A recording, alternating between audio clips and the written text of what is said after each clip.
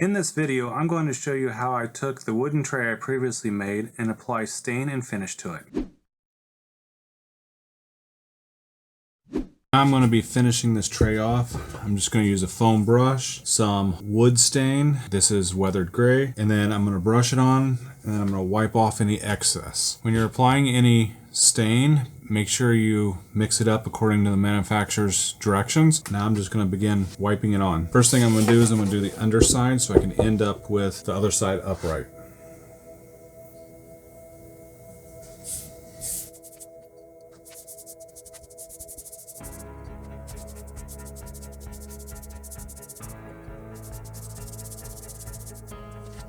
I forgot to put gloves on, but I point out the first mistake I made here. This video contains others. Leave a comment below as to how many and the mistakes you see.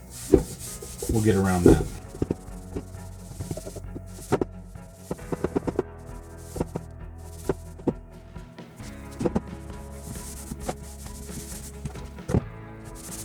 I may actually just use the rags, which unfortunately will mean I will get gray on me, but I will just wipe it off. I'll dip these nail holes with a sponge. I don't know, I haven't decided which way I'm going to do, which way I like best so far.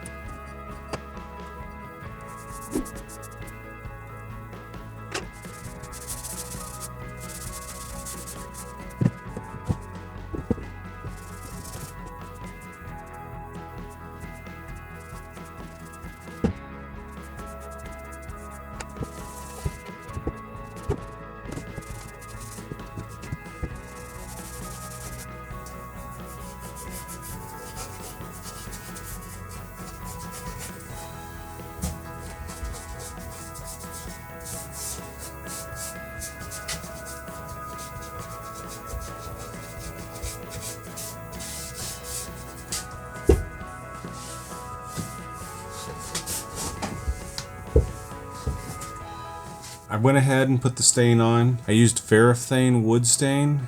It's weathered gray. It's a little dark because I'm getting towards the end of the can. I think it's gonna look good. I actually had to wipe it down twice, and that is to get some of the gray off because it's almost coming out like a painted gray. Yes, I forgot to use my gloves, and yeah, that was a messy mistake. You just gotta be careful when you're cleaning yourself up and everything and not to spread it. My next thing will be to put finish on this to protect the stain as well as give it a little more durability. I expect it to be beat up. Like I said, it's going to be used for firewood, but you can stain any color. This matches our existing wood that's up there in that room. So if you're using any sort of oil-based stain, the thing to remember is always hang out your rags that you use to stain or your staining equipment so that they can dry and air out, because oil-based stains can cause fires if you bunch all the rags together. Day 2. Alright, so now we're going to put some finish on this. I've chosen Minwax Polyacrylic Semi-Gloss. It's just what I have on hand here. It'll go on nice. It'll look nice. Is it the best? Maybe not. But for what I'm going to use it for, it'll be the best, especially given the price that I have. I'm going to start with the bottom first, and then I'm just going to brush around all the bottom, and I'm going to flip it around to the sides and do all the sides, and then I'm going to do the inside. This time, I actually have gloves on.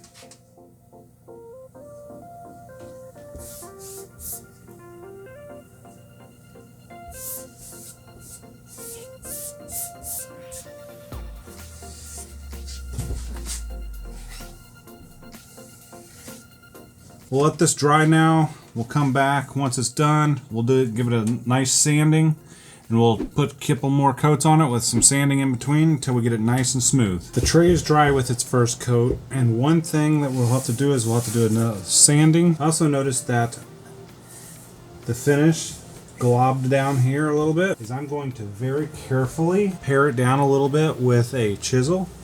I'm just going to try to scrape just an ever so slight amount off that thicker finish. It's just scraping off the humps.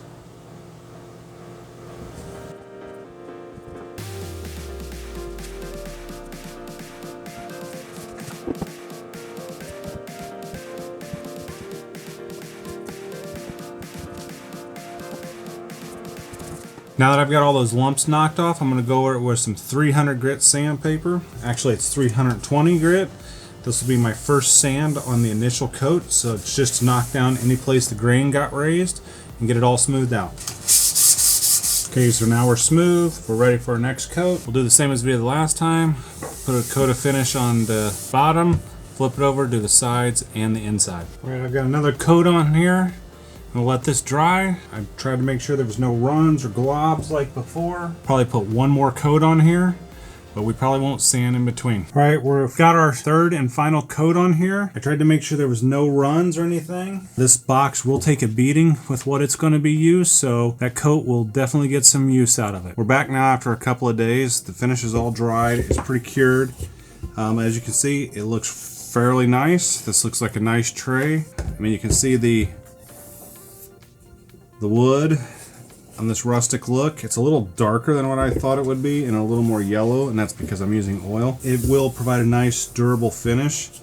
So here's the tray. Looks nice. It's nice and flat. There's no rock to it. It'll hold a small piece of wood. In the case of me, about 16 inches, and it's really sized for where I need to put this, and I need to put this in a place that's no bigger than 12 inches by 18 inches, but you can make these however size you want. One thing I do like is it has carrying handles, so I'm able to carry it much better, and I think I'll get really good use out of this. If you found this build very helpful, go ahead and hit that like button for this video. It helps out my channel a lot. Leave any comments or suggestions down below.